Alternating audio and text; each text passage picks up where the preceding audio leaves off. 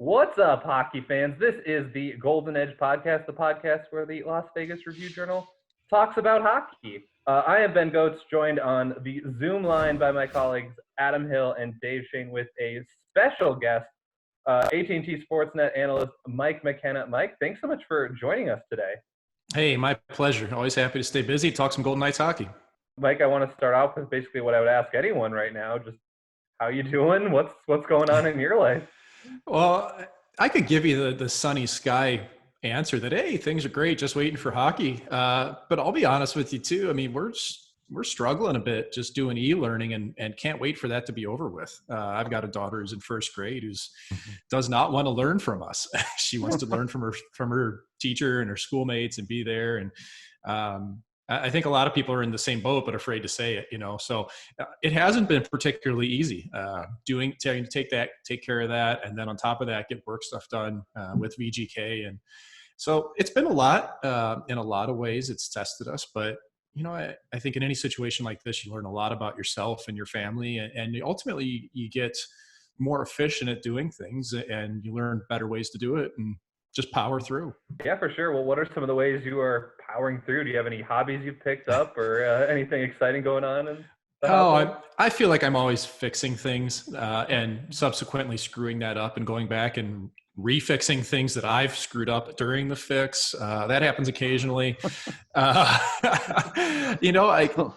cook a lot. If anybody follows me on social media, they know that that's the case. So that can take up a couple hours in the afternoon. But I guess what I've really been thankful for is just being able to take our dog for pretty long walks on occasion. For a guy that's 12 years old, blind and diabetic, he loves to get out and bang around the neighborhood. So that part's been fun. No new hobbies, but just kind of expanding on my past ones. How did the cooking really take off for you? Like, when did you learn? When did you pick it up? And kind of when did you learn that you were going to be kind of good at this? Good is a very relative term, but adequate, I would say. It kind of goes hand in hand with the pro hockey lifestyle that you're done by, early in my career, you're done by noon. Late in my career, you're done by 2 p.m, because then we started to have workouts and video sessions and more important things as the game progressed. But I just found myself having this spare time in the afternoon. And if you've got 3-4 hours to prepare a dinner, and early in my career when I didn't have kids, what else was I going to do? I wasn't a big video gamer. I didn't have hobbies outside of like in-season hobbies, I guess I should say, like I do in the summertime. So I just started to kind of pick things up and truthfully started watching a show called Top Chef on Bravo. And that started it for me. I started watching that show. I got really into it and wanting to try things. And then I got a subscription to Food and Wine. So I started trying to make those recipes. And it's a continuing learning process. It's a lot like goaltending or hockey, and that's why I enjoy it. You can feel yourself tangibly getting better as you do more of it. If you're from St. Louis, so you have to barbecue though, right? That's kind of part of the deal, I guess. Grilling and smoking is quintessential to the area that I'm from, and it's something that it's not easy to do. Like, I've screwed up a lot of meat. I really have, and you can make it edible. And you can kind of pass it off that it might be good, but I've gotten a lot better at that over the years. And now it's, again, like being at home for these past couple of months, the smoking has really taken off for me. I'm able to usually use a smoker once or twice a week because it can be anywhere from a 4 to 10-hour deal. You just check on every now and then. So it's pretty good at taking up time. Well, I guess when you're not doing that, you guys have been doing a lot of content creation with the Golden Knights. I guess maybe give us a little behind the scenes glimpse at what that's been like for you guys and, kind of keeping fans engaged, I guess, more than anything. Well, we took it as a challenge. This was an opportunity to flex our muscles and do different stuff and try to keep the fans engaged in different ways. And it's always been a core strength of what we do within VGK is to bring all the heads together, collaborate, and try to come up with just creative ideas that maybe people will latch onto, and whether it's just creating a program or a hashtag or a series of videos that people can grow with, can learn from. That's always been the goal, and to do it in a fun way. That's at the core. Like we love to do things that get a smile out of people. And that's been fun seeing those things that, occasionally you bring to the table come to fruition is gratifying. And, some of them the public really runs with, others they don't. But hey, if you don't throw it at them, you never know what they're going to like. So you got to try it. And it's been a fun challenge for us.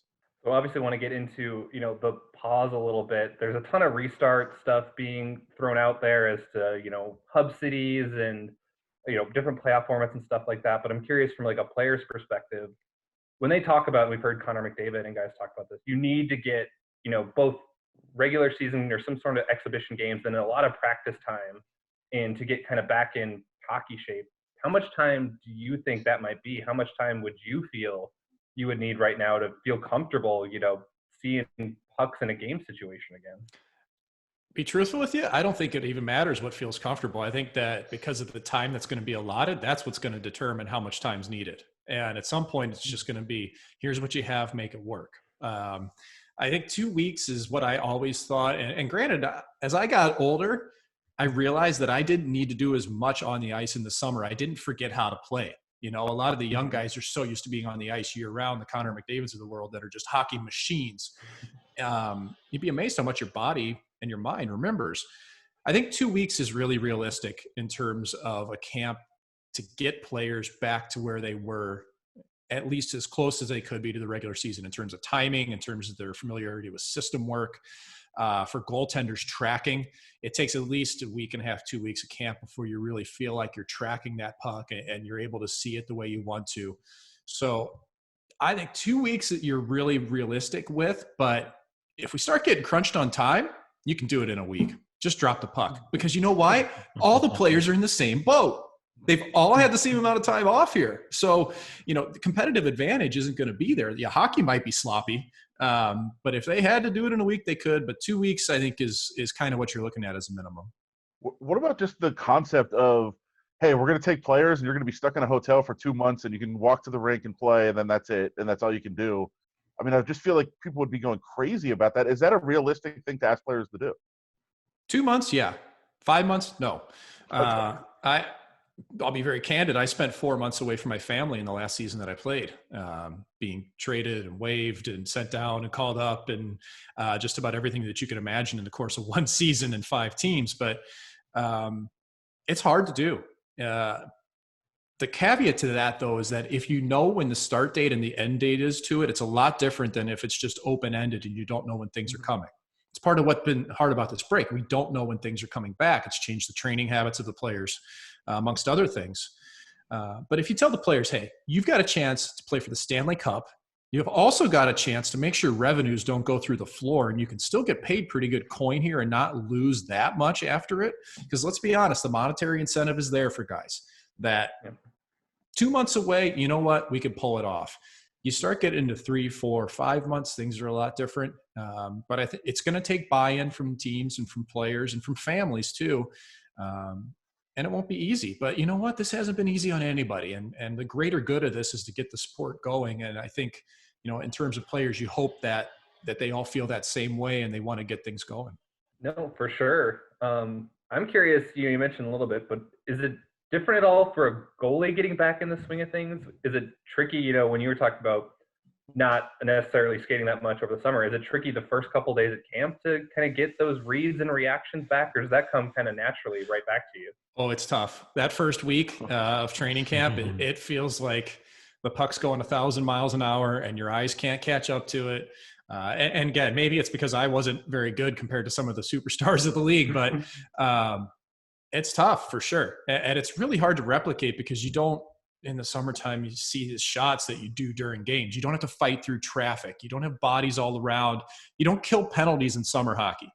And those are the things that, for myself, really differentiates an average goalie from an elite goalie, is how they handle traffic, penalty kills, how they think the game. And that's the hard part to it. So I think that if they come back from the break, you're really going to see the natural goaltenders, the ones who can just go out and play, that don't have to think their way through things and be robotic about it. And there's no right way to play the position, but without question, some players will be quicker. Some goalies will be quicker to be back in game shape than others.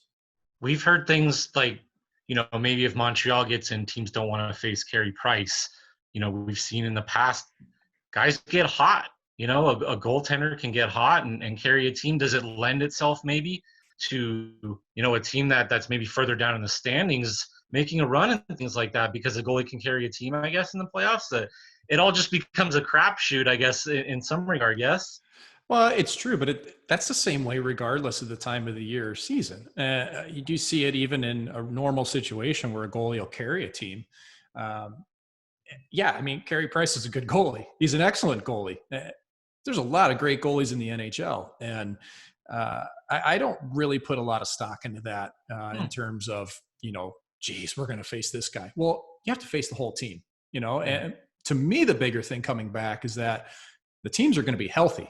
You're going to see what these teams envisioned on paper at the start of the season coming out of the break. And that's a whole different animal, more so than just running into a goaltender. You're running into full power teams where, a team that's in 20th place, 21st place, if that's what they choose to do with the format, maybe they're healthy and they're scary. So you never know. And that's the great unknown to me. And where do you think the Golden Knights fit in with that in terms of getting back to being healthy and, being in a position, if there is a postseason and things like that? Oh, it's a lot better than going into the postseason missing Max Pacioretty and Mark Stone and a healthy Alex Tuch. And, it's I wouldn't want to be rolling without either of those guys. And that's not a knock on the depth of the Golden Knights because the depth is great and it's what's carried the team to the first place standing in the division. But when you go into playoffs, you want to have all your horses, and especially two leaders like that in the club. I just think it makes the Golden Knights' chances that much stronger when they're in the lineup. Well, I want to get into kind of, I guess, your journey to get with the Golden Knights here. So obviously you retired this past summer. I feel like retirement's on everyone's mind. We just watched a 10-part documentary on Michael Jordan's last season called The Last Dance. So did you know going into last season that it was going to be your last dance, that you were going to potentially hang up the pads and the skates? Yeah, it was on my mind for a few years, and I was trying to gracefully plan an exit from the sport, which isn't always what a luxury people get.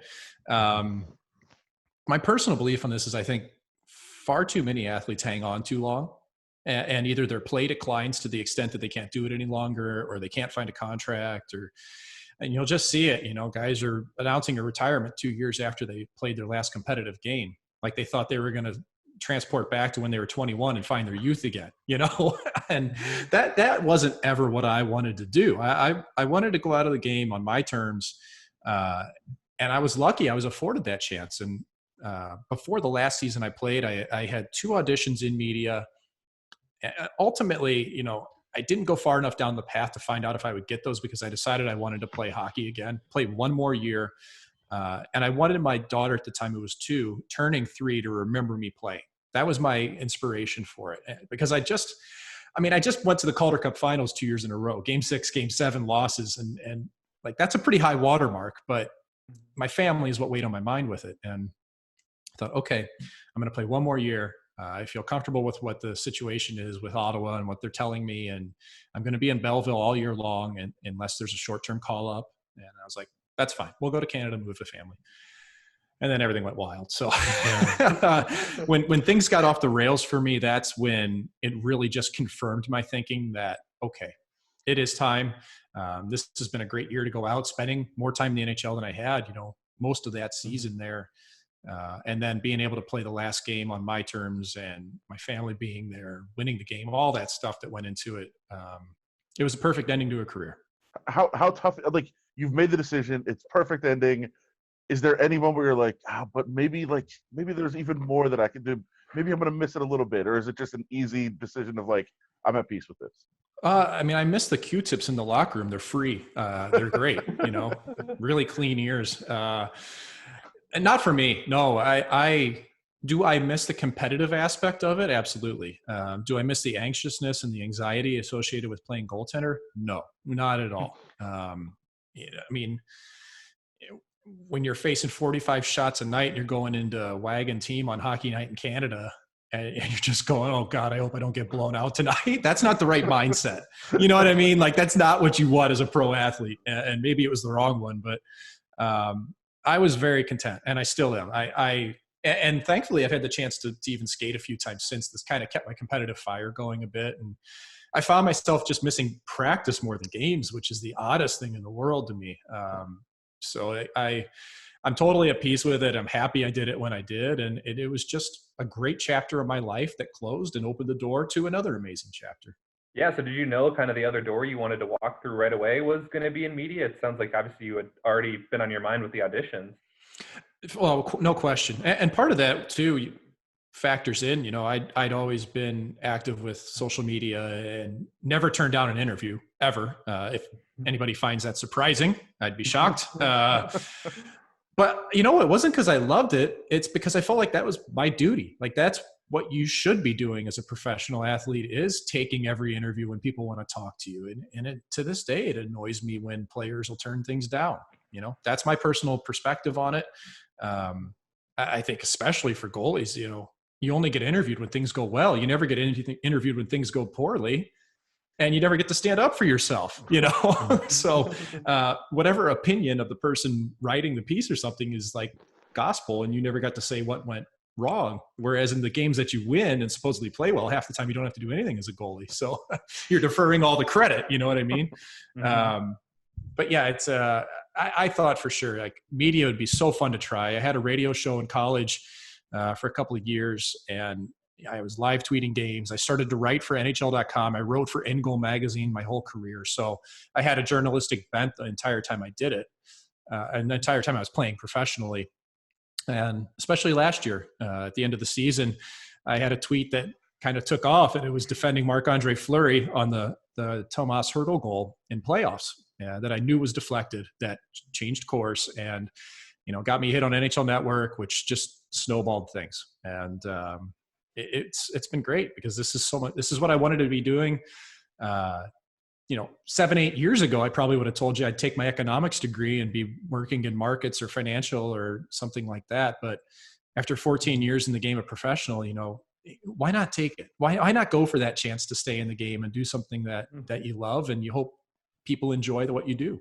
So what's it been like on the dark side with us on the media? And I guess, you know, you have a different perspective on it, you know, playing with and against some of these guys during your career, and, you know, being able to relate to like Marc-Andre Fleury and things like that. So how has it been as a member of the media and walking into a news conference with your goalie pads still on and things? Yeah, well, what's been interesting is that, like you mentioned, I've been teammates with so many of these guys and friends with a lot of these guys, you know, and people I have talked to regularly throughout life. And yes, your dynamic changes a little bit. You know that there's a certain professionalism that you have to have, that if you're asking them a question, they have to trust you. They have to know that what they're giving you isn't going to be used in a bad way. Or even if they give you something that they really don't want out there, that you're going to take that information and internalize it and just learn how to use that in a proper way. So that aspect has been a fun, I won't even call it a challenge. It's kind of fun to walk that line at times and be a member of the media and still be the people's friend. Because ultimately you can be someone's friend and be in the media, but you do have to know where the line is on the professional level. So that's been interesting. And I laugh sometimes that I'm walking in a locker room as a you know, reporter or journalist or analyst, whatever you want to call me. It's almost surreal sometimes, but I've started to get used to it the more the season went on. And you're doing it in a town that, you know, you're somewhat familiar with from back in minors, and it was, I just talk about that experience of playing in Las Vegas and what it was like then and how it's emerged as a hockey town. Oh man. Can you imagine being 22 years old out of college and you're going to go play in Vegas and you tell your girlfriend at the time, hey, I just got a contract in Vegas. You go ahead and finish up school. I'm going to go out there for a season. We'll see how it goes. It was amazing. And I always say this to people, though, that it was amazing because the team we had was so well run, was so well coached, was so much fun to be a part of, and the team got along. That was first and foremost. That was more important than it being Vegas at all. And you'll hear that all through hockey or any sport, that even if you're in the armpit of America, you can have a great time if you have good people around you. And we did. Glenn Gullett's in coaching, who's made a great career in the NHL as a head and assistant coach. And, other players that made the NHL and guys who didn't make the NHL who were just as amazing people. God, we had fun, like we had one guy who came in and greased every bouncer in town and we were always on the list somewhere, like we could get into any club and we were making $500 a week in season. You know what I mean? So like just fun memories like that. We had Blue Man Group as a sponsor, Cirque du Soleil. And like I said, when you're not making comparatively a lot of money, I mean, we were living paycheck to paycheck, not poor by any stretch, but when you're in the ECHL, you got to go home and work in the summer. That's how that works. For us to be able to say, hey, we need 6 tickets to Cirque du Soleil, and a week later they show up in your stall 5 rows up, that's pretty unbelievable. So, and it helps when your team's good. And when you're in Vegas, that's easy because the other team's got other inspiration when they show up in town. I mean, those days were so fun, and the fans were so passionate. Like going to the Orleans was just such a good time for people. But like from that to where Las Vegas is a hockey town is now, could you have ever? I mean, like you probably didn't care; you were just having a good time and playing. But this has emerged as such a hockey town now. Like, could you have ever imagined? No, frankly, no. For several different reasons. We had a really good fan base. We averaged over 5,000 in a building that's at 7, I guess, at the Orleans, whatever it was. Like our building looked full. The team was solvent. It was a good deal. But I wasn't sure that, I guess I should say, to make the step to the NHL, you really have to draw in an entire community. It can't just be a niche of people. And especially in Vegas, up against everything else in town, I thought, there's so many entertainment dollars to spend. There's so much going on. What I underestimated and didn't understand was the driving, burning hunger of people that live in Vegas to have something they could call their own. And that's truly what the Vegas born hashtag that'll never go away. That slogan for the team it's so important. And it's dead on that people in Vegas relate to this team. It's theirs. You can't take that away from them. And so I never expected it. And it's partly because I wasn't able to see truly what the community was hungry for. And now they've got it. And to see what's happened is just unbelievable. Yeah, does it almost feel like your career in some ways has gone full circle where you started out, here in the ECHL and now you're back, helping out the... I tell you what, when I came out to audition, I remember riding out and, taking an Uber to the hotel and just looking around and going, wow, this place has grown up. But I started to get those, I was getting the vapors, like I was getting all the emotions and we're riding along and I'm like, oh, there's the LVIC where we used to practice. Oh man, I hope I can go by where the old apartments were. And, I remember leaving and just thinking, this is unbelievable. Like I'd actually always had in my head, I thought it would be fun at the end of my career to go back and play for the Wranglers, like one game or like 2 or 3 until I won a game and then hang them up and call it quits. Like I kind of had this goofy, full circle idea in my head. I think what I have now is even better. I got to call my career the way I wanted to, playing the game.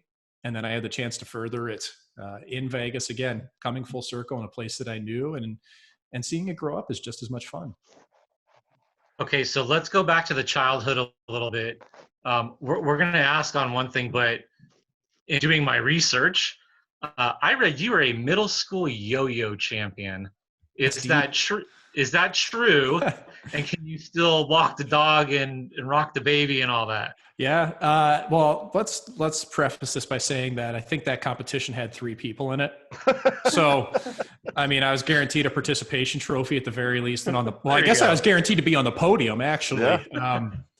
I read about that in a community newspaper, and I was like, well, I know how to do this. I guess I'll enter it. Well, the prize was a free yo-yo, and it was like a really nice one, like a $40 Yo-Mega with a case. And when you're 12 years old or something, that's gold, and probably a good thing nobody told the NCAA about that. But yeah, I entered this thing, and yeah, I could still do some of those tricks. My daughter who's 7 wants to, she saw my whole box of yo-yos that I haven't pulled out for 20 years or something. She's like, I want to learn. And so I pulled one out for her, and yeah, I can still rock the cradle. Rock the cradle. I think that's yeah, I don't know. That's a Motley Crue song. Rock. There you go. Baby. Man on the Flying Trapeze, all those type of things, and I can still do a few of them. Well, we saw Shane Knighty teach everybody how to juggle. on the I think it was the fit challenge. Maybe we'll get you on the yo-yo for one of the challenges. You got to put out a little teaser clip of this, and if you do, I promise you, I'll get a video of it and put it up. I'll do it. But yeah, it's I guess it's a hidden talent that I forget about sometimes because it was so long ago in a past life, you know. But yeah, I against the competition of 2 other 12-year-olds, I am a champion yo-yoer. Well, I wanted to Still ask about counts. another. Yeah, I wanted to ask about another special skill too, because in addition to stopping rubber, obviously in your professional career, you also burned it, from what I understand, and you were a kart racer at one point. Yeah, I dabbled. I dabbled as a kid. I did grow up in a racing family, though. My dad's 5-time national champion in SCCA, which is the governing body of road racing in America. President's Trophy winner, which is the top amateur driver in the U.S. Dad won that in '83. Some other names that have won it: Roger Penske, Jimmy Vasser, Bobby Rahal. Those guys are all in some capacity 500 winners. So, you know, I spent the winter at the hockey rink and the summer at the racetrack, and I was pretty good at goaltending. I was pretty good at tennis. I was good at baseball.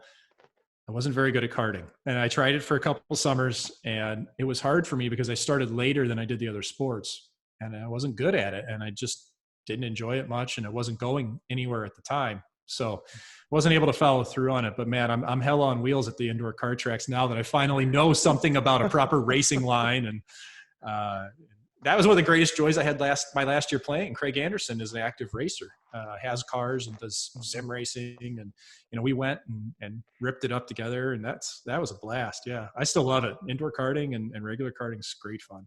Well, how many speeding tickets do you get though?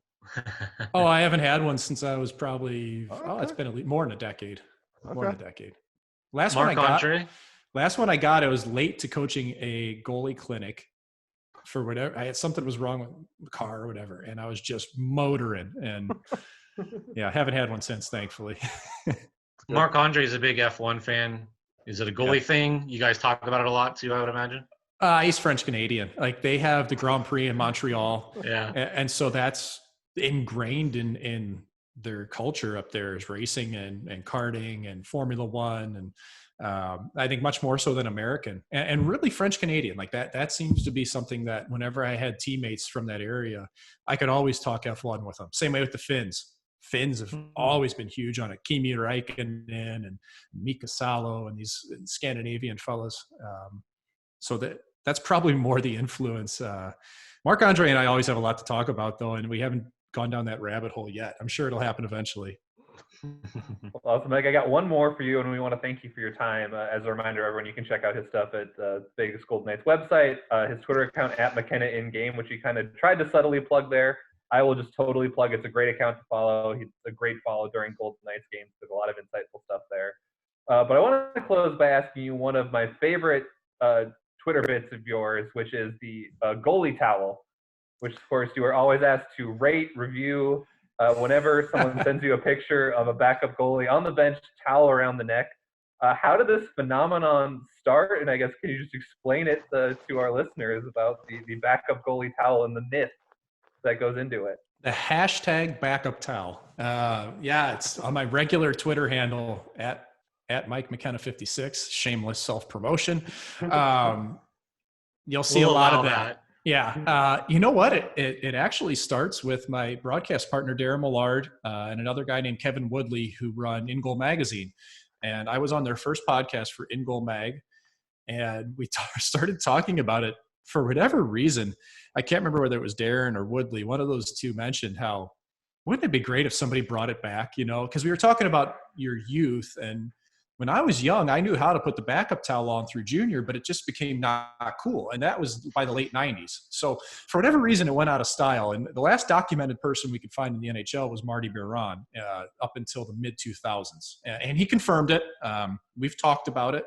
And he had a different technique. He preferred to have the untucked version, which is fine, but it's not your formal. You're looking for a nice tight roll and tuck on the front side. And also, another member of our broadcast crew, Darren Elliott, and we've bonded over this because he had some excellent form on the backup towel with the tuck, and it's absolutely mindless Monty Python-esque fun that goalies always wore this towel around their neck in the 70s and 80s after warmups because you're wearing like long johns underneath your stuff that doesn't dry, so you didn't want to get cold. That was the reason why. And then it became not like black blade holders on skates. It became not cool, and goalies stopped doing it. Well, last season I brought it back when I was with Philadelphia late in the season. I managed to get a big orange, almost beach towel and toss it on, and we kind of started a movement within Goal Magazine, and we've seen it across the league now. And a couple NHLers have done it: Carey Price, Matt Murray, some others, and Garrett Sparks did it in preseason amongst other guys. So hopefully it continues. It's fun. It actually does serve a purpose. Keeps you nice and warm. Great insulation. No, that's awesome. Well, Mike, we want to thank you for Adam Hill and Dave Shane. I'm Ben Goetz. This is the Golden Edge Podcast, and we'll talk to you guys again real soon.